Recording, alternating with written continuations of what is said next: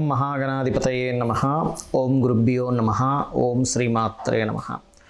పరమేశ్వర స్వరూపమైనటువంటి జ్యోతిష, వాస్తు మరియు ఇతర అనేకమైనటువంటి శాస్త్రములను మనకు అందించినటువంటి మహర్షులకి నమస్కారం. హయగ్రీవ హయగ్రీవ హయగ్రీవేతి యో వదేత్ తస్య నిస్సరతే వాణి జహ్నుకన్యా ప్రవాహవత్. అరుణాం కరుణాతరంగితాక్షీం ధృతపాశాంకుశపుష్పబాణచాపాం అనిమాదిభిరావృతాం మయూకైః అహమిత్యేవ విభావయే భవానీం. శ్రీమాత్రే నమః. ప్రేక్షకులందరికీ కూడా ఆ లలితాంబిక అమ్మవారి యొక్క అనుగ్రహం పరిపూర్ణంగా కలగాలని మనస్ఫూర్తిగా కోరుకుంటూ మనం ఈరోజు చెప్పుకోబోయేటువంటి ఈ యొక్క జనవరి మాసంలో అసలు గ్రహస్థితి ఏ విధంగా ఉంది చూసుకున్నట్లయితే, మేషరాశిలో గురువు, అదేవిధంగా కన్యారాశిలో కేతువు యొక్క సంచారము, వృశ్చికంలో శుక్రుడు బుధుడు సంచరిస్తున్నారు, ధనస్సులో రవి మరియు కుజులు, మకరంలో శని భగవానుడు, అదేవిధంగా మీనంలో రాహువు. అయితే గ్రహాలు ఈ నెల ఏ ఏ సమయాల్లో ఏ ఏ తారీఖుల్లో మారుతున్నాయని చూసుకున్నట్లయితే, 8వ తేదీ బుధుడు ధనస్సులోకి మారుతున్నాడు. అంటే ఆల్రెడీ ధనస్సులోకి వచ్చి వెనక్కి వెళ్ళి మళ్ళీ వస్తున్నాడు అన్నమాట, మారుతున్నాడు. రెండవది ఏమిటి అంటే 15వ తేదీ ఈ యొక్క రవి భగవానుడు మకర సంక్రమణము అంటారు, సంక్రాంతి వచ్చింది కాబట్టి. అయితే నేను మీకు ఆ 15వ తేదీ ఒక రెమెడీ చేసుకోవడం వల్ల ఒక అద్భుతం జరుగుతుంది. అది నేను మీకు ఎండింగ్లో మీకు వివరిస్తాను. అలాగే చూసుకున్నట్లయితే 19వ తేదీ వృశ్చిక రాశి నుంచి శుక్రుడు ధనుసు రాశిలో సంచరిస్తున్నాడు.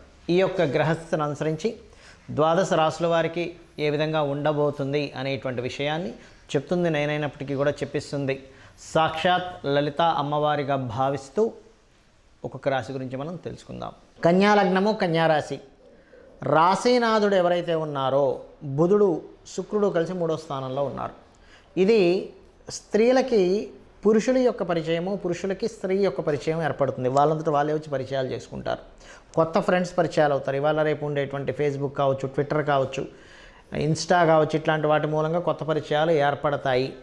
ఇంటర్వ్యూస్కి వెళ్ళినప్పుడు అందులో ముఖ్యంగా స్త్రీలు ఎవరైనా ఉన్నట్లయితే వాళ్ళు మీకు సహకరిస్తారు. అది స్త్రీకైనా పురుషుడికైనా గుర్తుపెట్టుకోండి. అంటే ఇంటర్వ్యూస్లో చాలా స్మూత్గా మీకు ఆ యొక్క ఇంటర్వ్యూస్ జరుగుతాయని కూడా మనం చెప్పొచ్చు. కాకపోతే లగ్నంలో కేతు ఉన్నందుకు మీరు ఆలోచించే విధానంలో, హ్యాండిల్ చేసే విధానంలో కొన్ని కొత్త ప్రయోగాలు చేయడము, విచిత్రమైనటువంటి కొన్ని సమస్యలు కావచ్చు, విషయాలు కావచ్చు ఎదుర్కోవడము, పరిస్థితులు కావచ్చు చూడడం అనేటువంటిది స్పష్టంగా జరుగుతుంది, గుర్తుపెట్టుకోండి.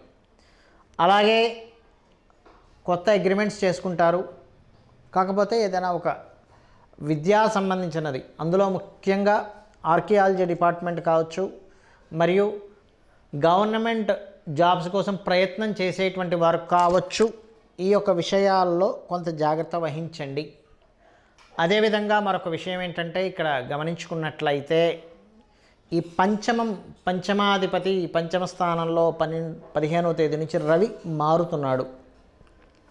ఈ రవి మార్పు అనేటువంటిది ప్రత్యేకంగా గమనించుకున్నట్లయితే ఉన్న ప్రదేశం నుంచి ఇతర ప్రాంతాలకి, ఇతర స్టేట్స్కి కావచ్చు, ఇతర ప్రదేశాలకు కావచ్చు, 7వ స్థానంలో రాహు సంచరిస్తున్నందుకు, 12వ స్థానాధిపతి పంచమ స్థానంలో 15వ తేదీని సంచరిస్తున్నందుకు మీరు చేసే ప్రయత్నం ఏదైతే ఉందో, వేరే ప్రదేశాలకు వెళ్ళి ఉద్యోగం సంపాదించుకోవాలని, ఉద్యోగం చేయాలనేటువంటి ప్రయత్నం ఏదైతే ఉందో, ఖచ్చితంగా ఇది అనుకూలమైనటువంటి పరిస్థితులను ఇస్తుంది. అందులో ఎటువంటి సందేహం లేదు. మీరు ఈ 4వ స్థానంలో కుజుడు ఉన్నందుకు భూమి మూలంగా అన్నదమ్ములతోని, అక్కచెల్లెలతోని అనవసరమైన వివాదాలు, గొడవలు వచ్చే యోగం ఇక్కడ చూపిస్తుంది. కాబట్టి ఈ యొక్క అంశంలో వీలైనంత మట్టుకు సామరస్యంగా మాట్లాడుకొని సాల్వ్ చేసుకోవచ్చు. బికాజ్ ఆఫ్ 3వ స్థానంలో 2 శుభగ్రహాలు ఉన్నాయి కాబట్టి అందులో ముఖ్యంగా మొదటి వారం. అలాగే విదేశీ సంబంధాలు కుదురుతాయి. విదేశీ ఉద్యోగాలే కాకుండా ఒక్కోసారి మనం సంబంధాలు చూస్తూ ఉంటాం. ఒక ఆడపిల్లకి చాలామంది అంటుంటారు, ఏమండి మాకు అమ్మాయికి ఏంటో లోకల్గా ఎవరైనా దొరుకుతారేమో చూస్తే అన్ని విదేశీ సంబంధాలు వస్తున్నాయండి అంటూ ఉంటారు.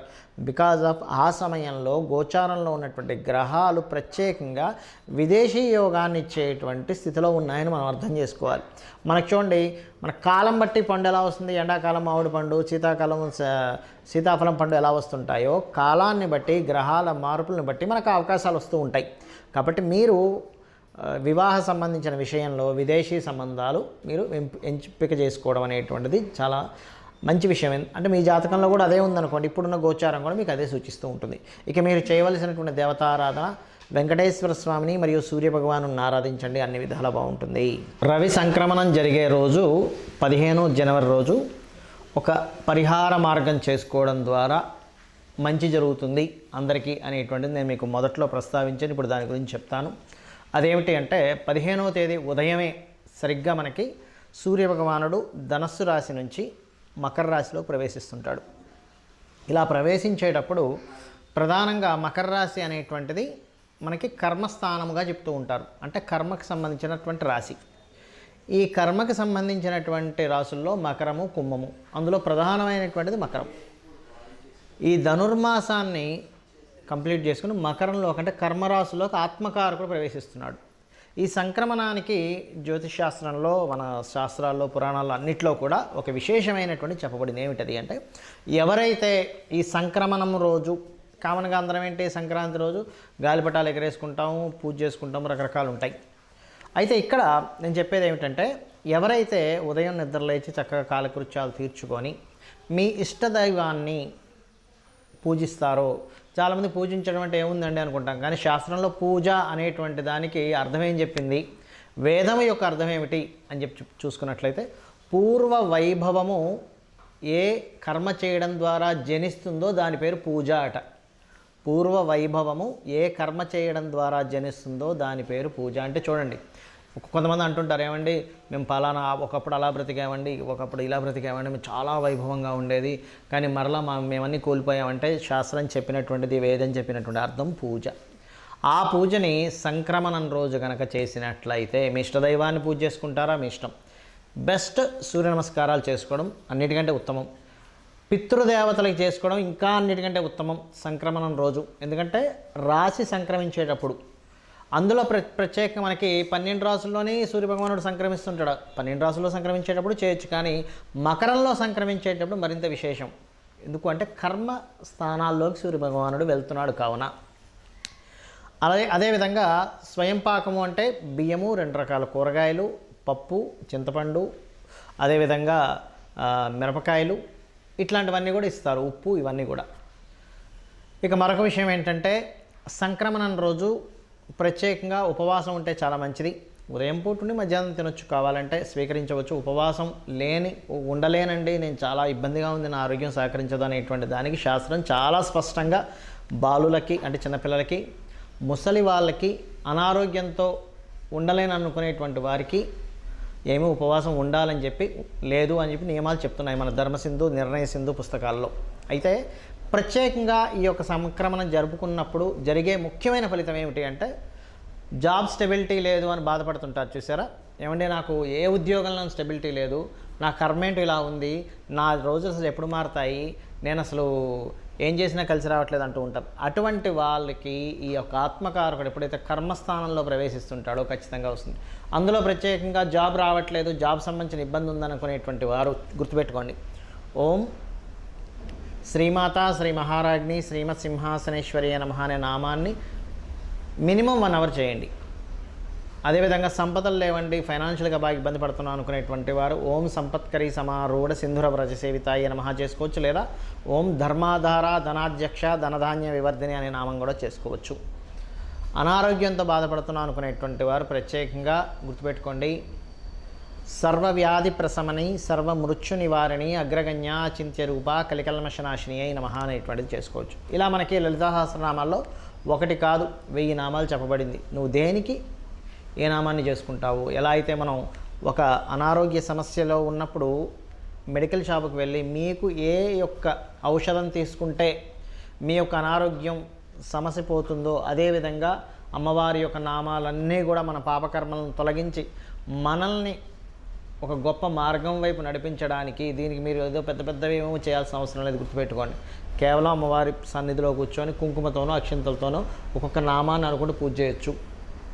అయితే ఇక్కడ ఈ యొక్క నామస్మరణ ద్వారా సంక్రమణం రోజు ఇవి మీరు పొందవచ్చు శాస్త్రం చెబుతున్నటువంటిది. చాలామంది అడుగుతుంటారు, ఏమండి మా పెద్దవాళ్ళ ఇంట్లో చనిపోయి సంవత్సరం అవుతుంది, ఇంకా సంవత్సరం అవ్వలేదు, 1 మంత్ అయింది, 2 మంత్స్ అయిందని చెప్తుంటారు. దీనికి కూడా నేను మీకు చెప్పి ముగిస్తాను. 11 రోజులు మాత్రమే నియమము. 11వ రోజు తర్వాత మీరు జపాలు తపాలు కామన్గా ఇంట్లో చేసుకునే నిత్యదేవత ఆరాధన ఆలయానికి వెళ్ళవచ్చు కూడా. అందుకే చూడండి 11వ రోజు మనం ఆలయంలో నిద్రించమని చెప్తారు. ఎందుకు అంటే ఆ రోజు నుంచి నువ్వు ఆలయ దర్శనం చేయవచ్చు, ఇంట్లో దీపం వెలిగించవచ్చు అని చెప్తూ ఉంటారు. ఎందుకు చెప్తున్నానంటే ఈ మాట, చాలామంది పూజలు చేస్తూ మాకు ఫలితం రావట్లేదు అనడానికి కారణం ఒకటే, ఇలా తెలిసి తెలియక ఆ సంవత్సరం పాటు దీపం వెలిగించకపోవడం వల్ల నెగిటివ్ ఎనర్జీ బాగా ఫామ్ అయిపోతుంది ఇంట్లో. అప్పుడు మీరు చేసే పూజలు ఎనర్జీ సరిపోదు ఒకటి. రెండవది అంటూ ముట్టు శుచి ఇవి ఖచ్చితంగా పాటించాలి. ఇవి పాటించకుండా మీరు ఎన్ని పూజలు చేసినా దాని ఎనర్జీ అక్కడ సరిపోదు, గుర్తుపెట్టుకోండి. ఎందుకంటే 1 అడుగు 2 అడుగులు ముందుకు వేస్తున్నారు, 4 అడుగులు వెనక్కి వేస్తున్నారు. ఎప్పటికి చేరుకుంటారు మీరు మీ యొక్క గమ్యానికి? 4 అడుగులు వెనక్కి వేయడం అంటే మీరు చేసే పూజకి తగ్గట్టుగా మీరు ఇంట్లో పాటించట్లేదు, అంటూ ముట్టు శుచి అనేటువంటివి పాటించట్లేదు. ఇవి పాటించకుండా మీరు ఎన్ని పూజలు చేసినా 2 అడుగులు ముందుకి 2 అడుగులు వెనక్కిలాగే ఉంటుంది పరిస్థితి. కాబట్టి ఇవి పాటించండి. ఈ యొక్క 15వ తేదీ మకర సంక్రాంతి సంక్రమణం రోజు మీ యొక్క శక్తి కొద్దీ మీరు ఎంత దానం చేస్తారో దానం చేస్తూ, ఎంత గోసేవ చేస్తారో చేయగలుగుతూ, ఎంత నామస్మరణ చేస్తారో చేయగలిగి మీ యొక్క జీవితాలను ఉద్ధరించుకోవాలని, ఆ యొక్క అమ్మవారి యొక్క అనుగ్రహం మీకు పరిపూర్ణంగా కలగాలని మనస్ఫూర్తిగా కోరుకుంటూ శ్రీమాత్రే నమః.